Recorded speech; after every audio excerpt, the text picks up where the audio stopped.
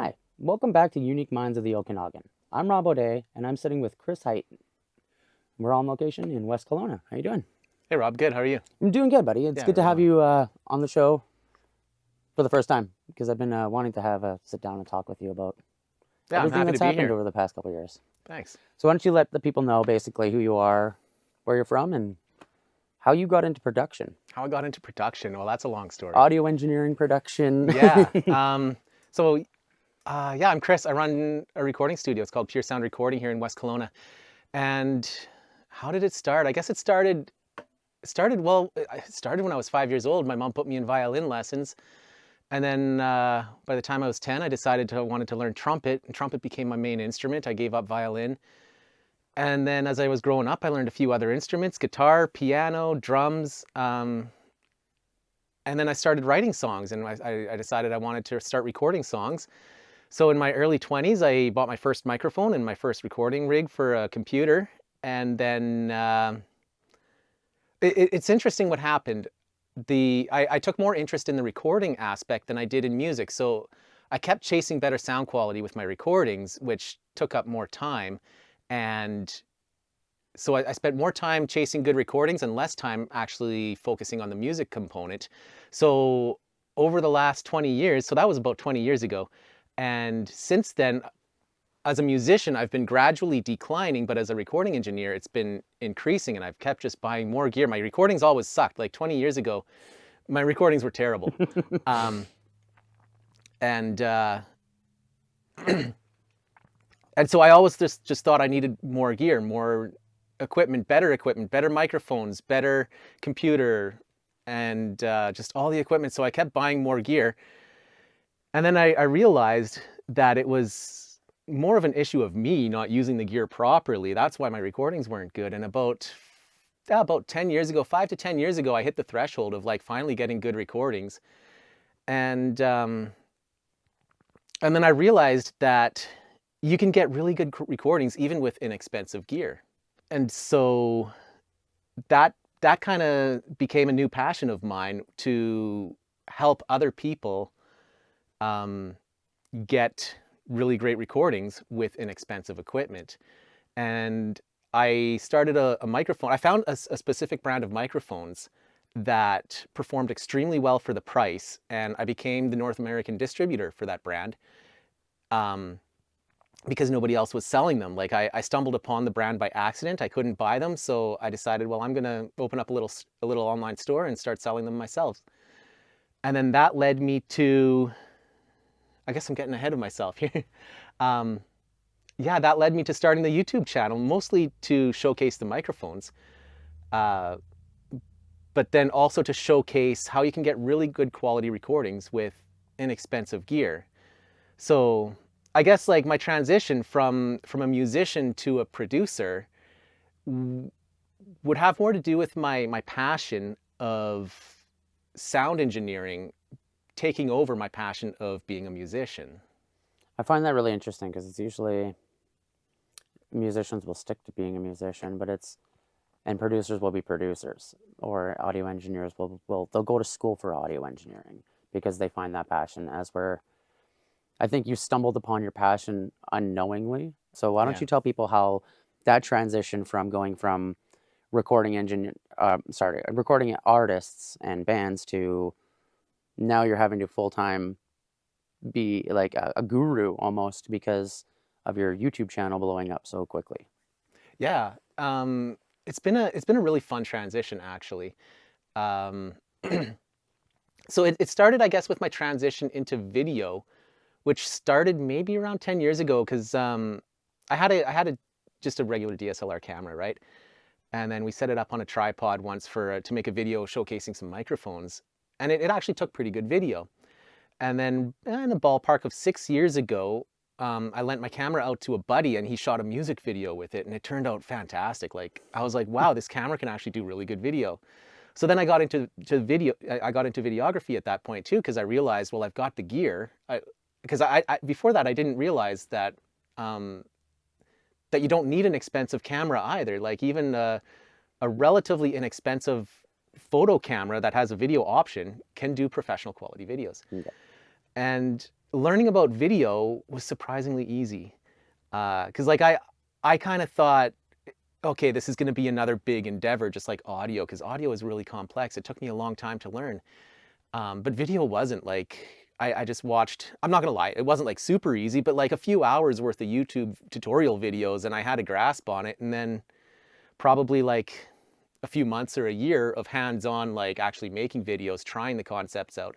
But within a year, I was actually pretty good at making videos. And so that helped me transition to making better YouTube videos. I had already started making YouTube videos, but they weren't very good quality. They were, like, looking back at them now, like, I'm embarrassed. I think that's a running theme through most YouTubers, though, is where they start to where they get. But Yeah. And so I started making an online audio engineering course that the plan was to just put it on YouTube for free. And I created the entire course syllabus, like all the lessons from start to finish. There was 82 lessons in total. Each one would have been about a half-hour video. This was a major project. Wow. And I was expecting it to take me years. Well, it kind of did take me years, but I never finished it. I made it into like video into the 30s. I got fairly far with it, the audio engineering course. And then I realized that these YouTube videos for like audio engineering type stuff, they're not doing well on YouTube. Like, they're getting very few views.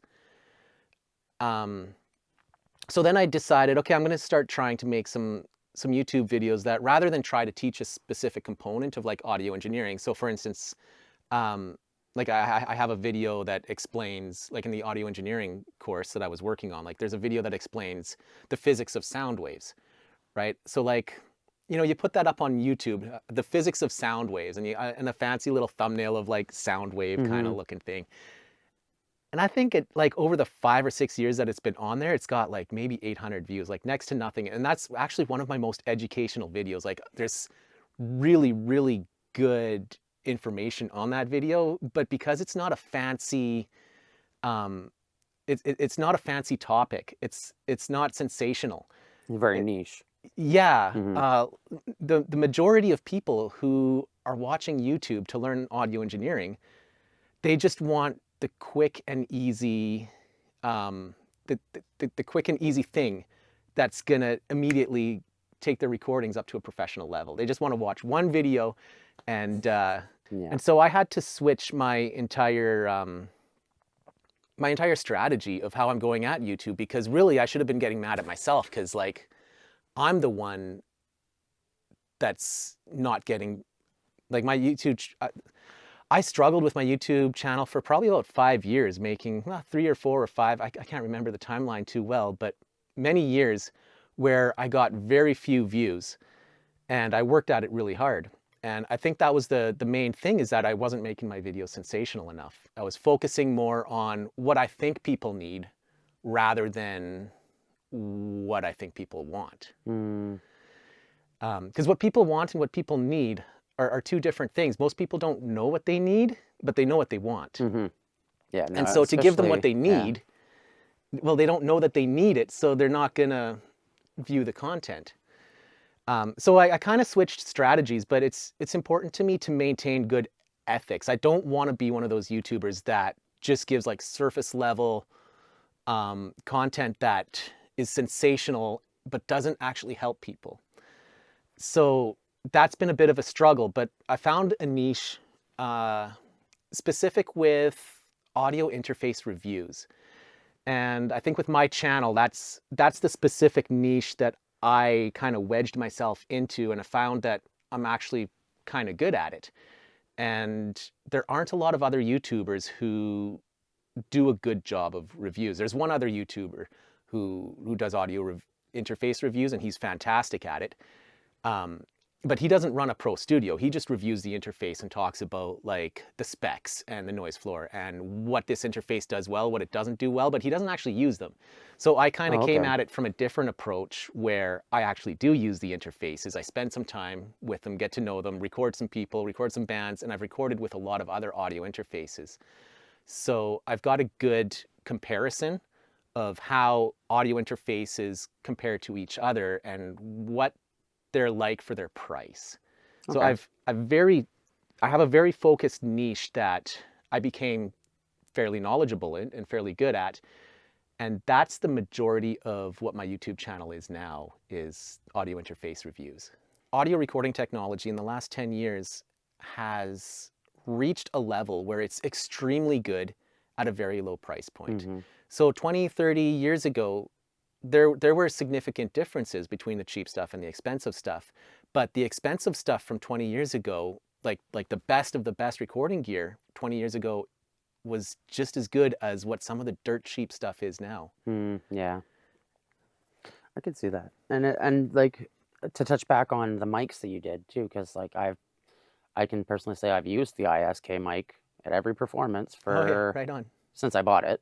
Yeah. Like I replaced my Shure mic with it because I enjoyed the sound. It is a lot brighter. It sounds way better live than my Shure SM whatever 58 or whatever. Yeah. And I got a new Shure, and I can hear the difference between them. And it's funny Yeah. that Shure is the top of the line, and ISK was a small company that you brought in to Western Canada. I'll pick the ISK over a Shure any day. Yeah. So I think it's Shure cool. was top of the line 20 years ago. Yeah. But they haven't changed. Well, like the SM58, the mic you just mentioned, came out in the 1960s, I think. Yeah. Like, name one other piece of technology that hasn't changed in 50 years in both the item itself and the price point. Yeah. So to start like your YouTube channel with like started basically with the reviews of these microphones, and you've gravitated into this unique market of like reviewing products, I think is a cool transition, because like the story itself, from being a musician to now being a person who is, I want to say, leading, at least in our area. Like, you're one of the only people I know who does not just gear reviews, but to a level where you're actually doing tests, not just like plugging in, doing a quick video, and getting the credit for it, right? Like, you're spending hours with other people. Like, we want to get an actual answer. And that's where I'm like, you're more of a scientist when it comes to like the audio engineering. I think that's kind of, I like that. I like that perspective. And I think that's what I'm trying to do, because that's the information that I wanted to find. Like, when I was researching gear before I had, like, when I was just starting out as a recording engineer, these are the questions that I had, and I couldn't find answers. And I desperately wanted to find like what equipment sounded good, you know, because I wasn't getting good recordings for the longest time, and I had really expensive equipment. And so I was just like so stumped. And then one day I found a brand of microphones that sounded like really good for a fraction of the price. It wasn't ISK. But that's what kind of started, that's when the light bulb went off, that like price doesn't equal performance. And I like what you said earlier about like rooting for the underdog, right? Because I've been seeing that a lot in the last 10, 15 years, where the well-established brands are taking advantage of their reputation, and rightfully so. I mean, they've worked hard for a long time to earn that reputation. So they've earned it, and they have the right to charge a premium for their products. But for me, as just the home recording engineer, I don't need that well-known brand name stamped on it. I just want whatever sounds the best for the money.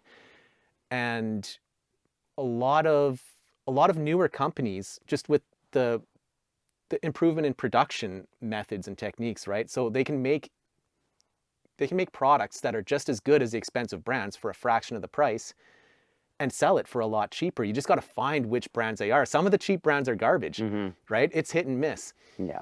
You've created something that I don't think anybody expected or asked. Like, you're answering questions that nobody had thought of before, because I think people don't want to know. Yeah. Like that's kind of what I'm trying to get at. It's like, you're almost like a philosopher in the audio engineering world, because you're touching on things that people are like, I'm gonna steer clear of that and just hit record. But to understand, you're understanding music and sound at a total different level than other producers that I've spoke to. It's a level beyond what's audible. And like I said previously, because there isn't an audible difference unless you get into the extreme ends of like recording extremely loud sources or extremely quiet sources.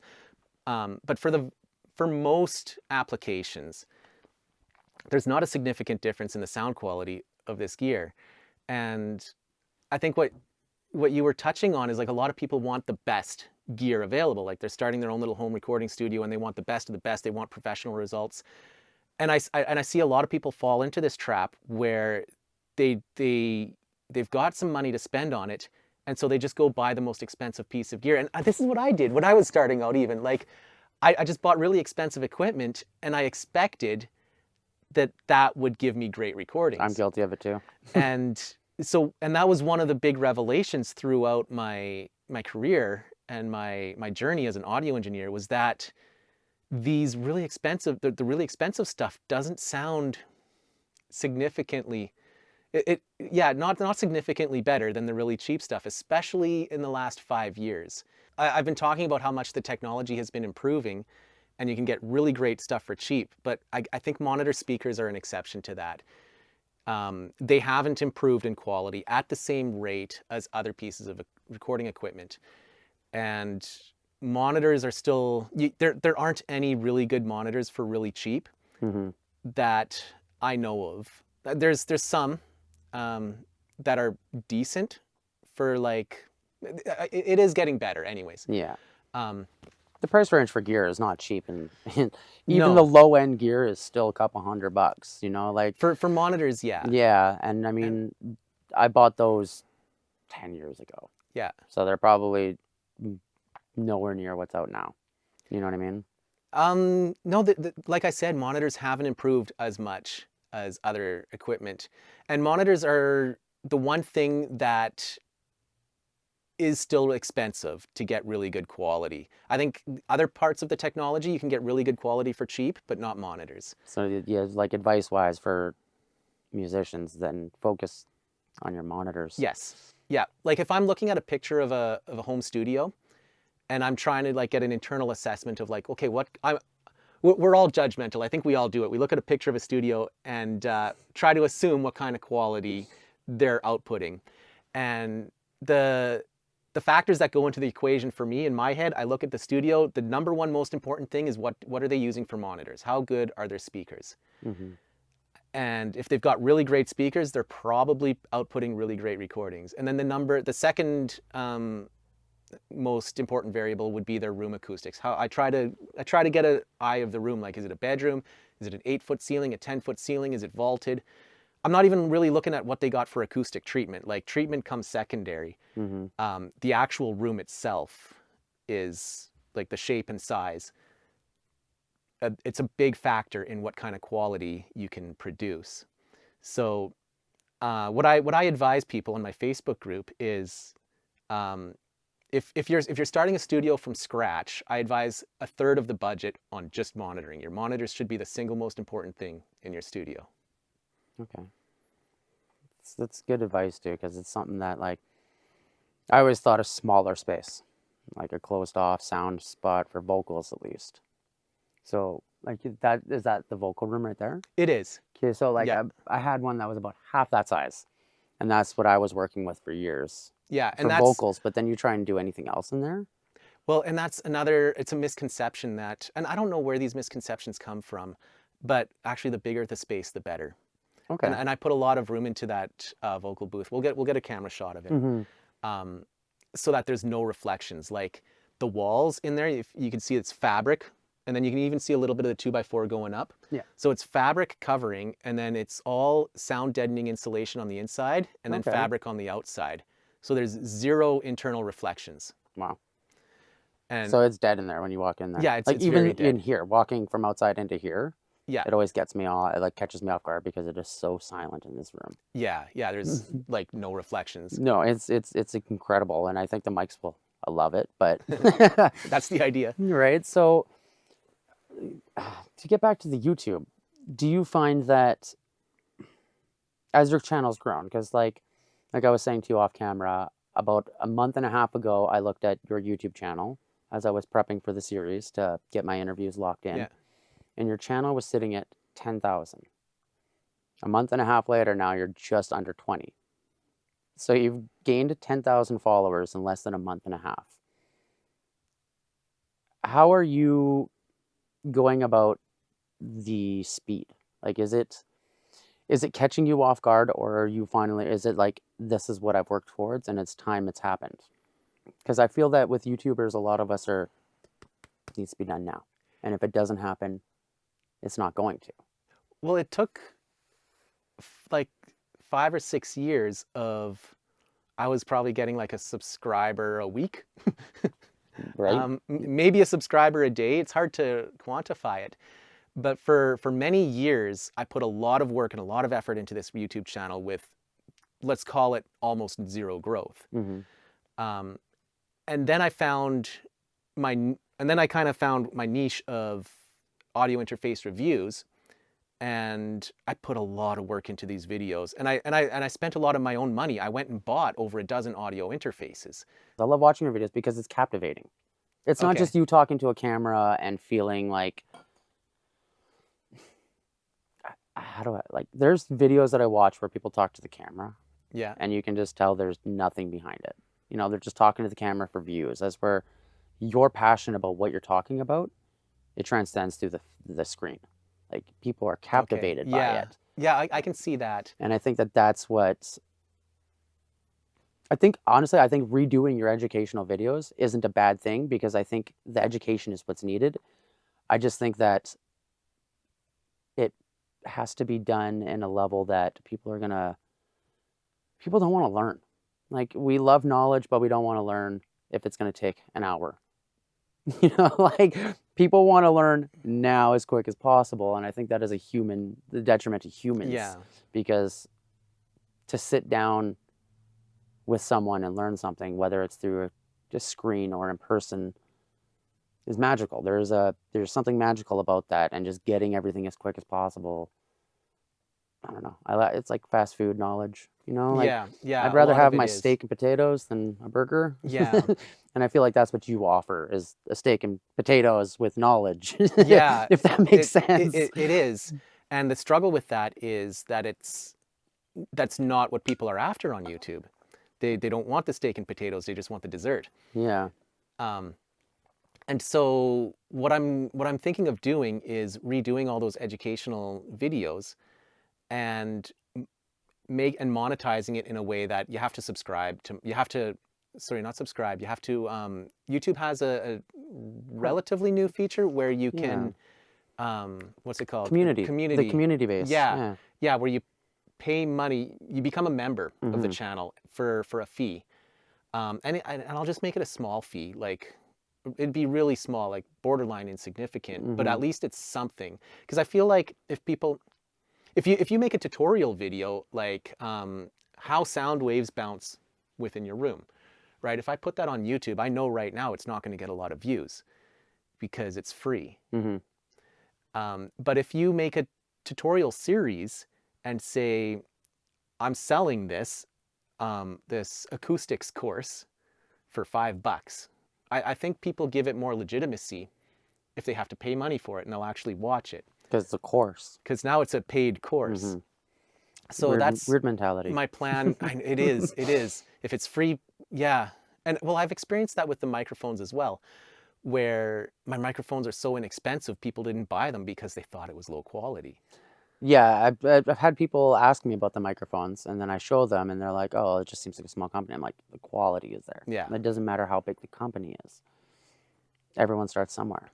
Yeah. So that's always been kind of a struggle of mine, is trying to wrap my head around the mentality of people who the value of something is in the price of it, right? So if you're giving something away for free or cheap, then like on YouTube where it's free, basically, I mean, nothing's free on YouTube. You're paying with your time of watching the ads. That's how YouTube makes money. They just, they don't care if your content is good or not. They just want the ads. They just want to bring in revenue from ads. So yeah, so that's my plan moving forward, is to start monetizing certain aspects. Because the YouTube channel, even though I've got like almost 20,000 subscribers, it doesn't actually make much money. Like, it's not even, like, it's next to nothing. Yeah, and that's So one thing I wanted to ask is like, how do you balance having to create content on a level where you can sustain and grow while managing working and family? Like, has it become difficult as your channel's grown to kind of pick and choose where your time's going to go? it hasn't become difficult as the channel's grown because I've always been putting the time in. Um, like I basically live and breathe working on stuff. Like you said, it's a balance between, oh, they're calling back again. Go away. Um, it's a very difficult balance between family, work, because I have a full-time job, and also getting time to do the YouTube. And I'm just lucky that my wife is really supportive with me and my time. She respects it. I tell her like even though it doesn't make any money, she still gives me the time, because I tell her like, look, I want to treat this like a full-time job. I want Monday to Friday, 10 hours a day if I'm not working, right? Like if I have time off from work, I'm Yeah. working on this all the time. And it's sacrifices, right? Like I don't get to spend as much time with my wife or my 5-year-old, my little girl. But it's all in hopes that maybe someday it will work, because there's a lot of success stories on YouTube, right? And it's enticing to, you can't help but dream that maybe I could do that. So for me, it's not about the present. It's about what it might be in the future. Like if I keep working my regular job, I've got a pretty good idea of what my future could look like. And it's not bad, but it's not spectacular. You know, I'm not looking at an early retirement or doing a lot of the things that I want to do or having a lot of time off. It's not the lifestyle that I would like. So I'm putting in the work now with a hope that it might pay off in the future.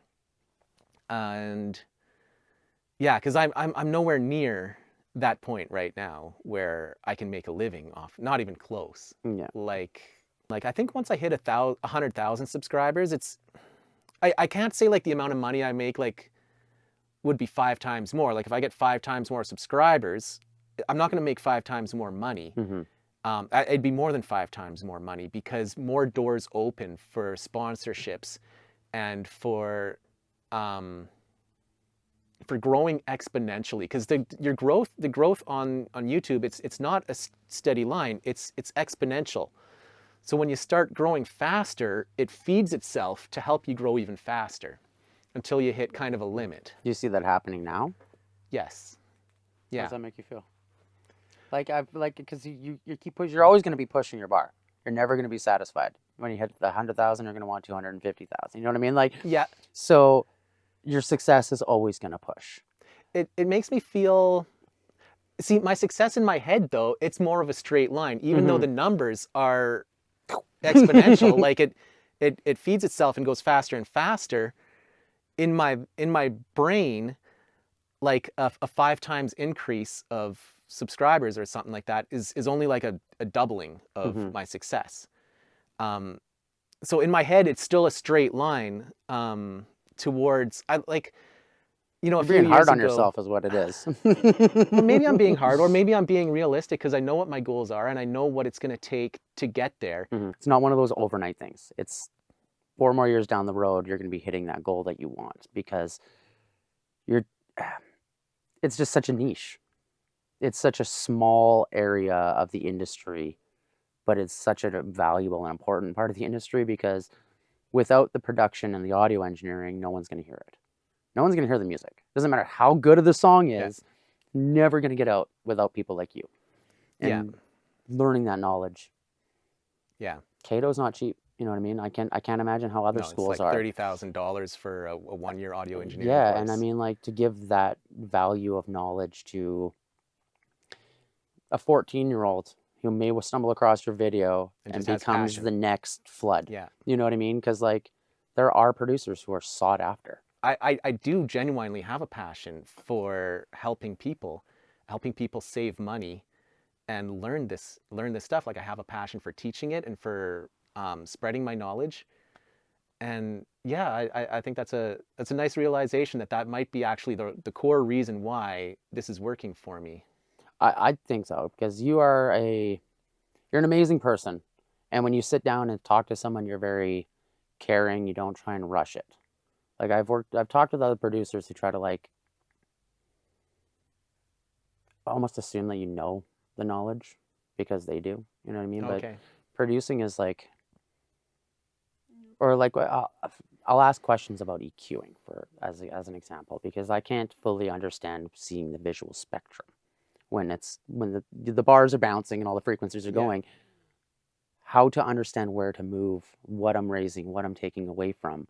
And I've had producers talk to me like I should know what frequencies should be missing or be pushed. And those are things that I think they're skills that producers have that musicians don't. And I think that the knowledge being pushed from other people is a little rigid.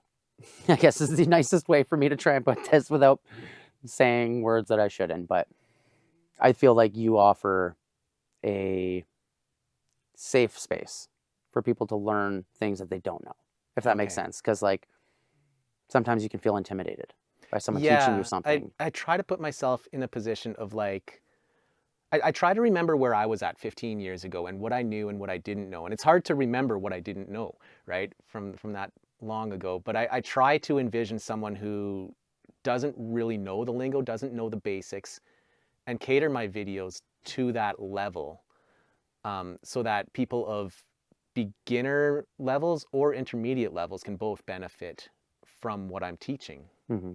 If you were to give any advice to an aspiring YouTuber, because that's what you're becoming. You're a producer, but you're becoming a full-time YouTuber. What advice would you give somebody who was at that point where they feel they should give up because they're not garnering the views or the attention that they want right away? Okay, before I answer that, I have a question for you. Okay. Is this a personal question of yours? Is this where you're at with your No, channel? I'll pick your mind on the side, but it's just, Okay. I know that there's a lot of younger people out there or even guitar okay. players who would love to be seen. Well, and they struggle with that first 2-3 years of anything. So honestly, where I've learned the most about YouTube is on YouTube. There's so many good YouTube channels, and I've sifted through, I'll just say like dozens, maybe hundreds of YouTube videos about making YouTube content. And some of them, most of them weren't helpful, but you have to go through the non-helpful ones to find the ones that actually are helpful. And there's always little nuggets here and there. And some what's helpful for me might not be what the same content that's helpful for another person, right? We watch a video and what I take out of it might be different than what you or someone else takes out of it, right? But that was one of the places where I found that I'm learning the most, because you had mentioned the algorithm earlier, and understanding the algorithm is a really important aspect of YouTube, because that's what's going to drive your YouTube video if it's going to do well or not do well. And the algorithm is both complex and very simple at the same time. And the simple part of it is it's designed, like I said, they just want to sell ad space, right? So they've got this algorithm that's designed to seek out which videos are good.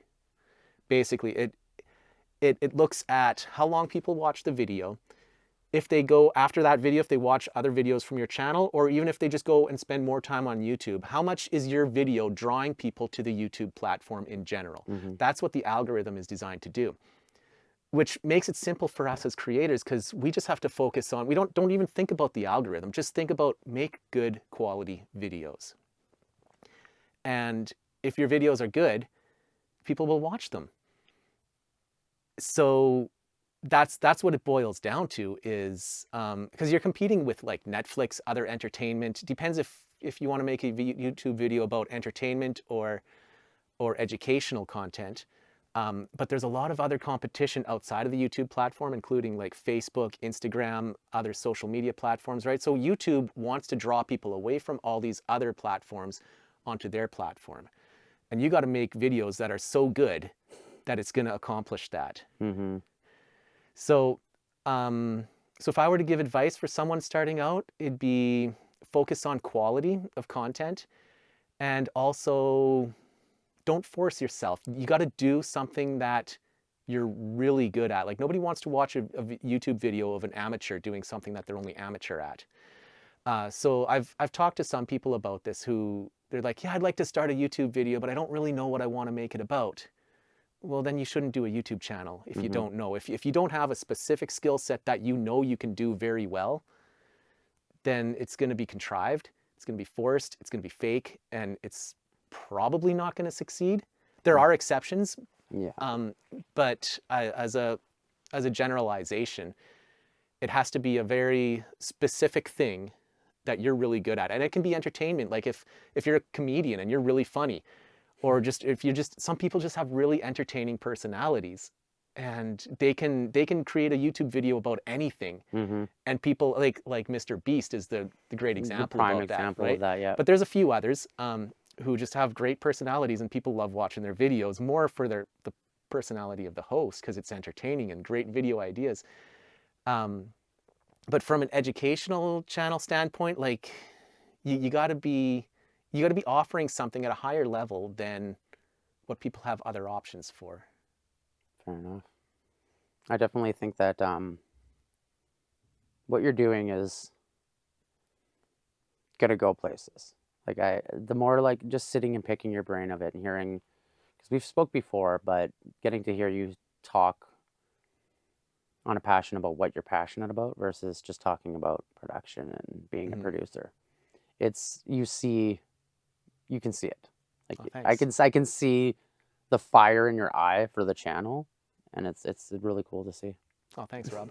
I want to thank you for doing this, because it's you're welcome. It's been a pleasure. I hope that there's some nuggets in there for anybody watching too, because I know that I'm not gonna lie, there's been some nuggets here for me, like realizing some things about myself and my own growth that, I mean, even I have learned from this interview. Well, I'm glad that we got to sit down and do it again. So thank you. Yeah, thanks, I Rob. appreciate it, buddy.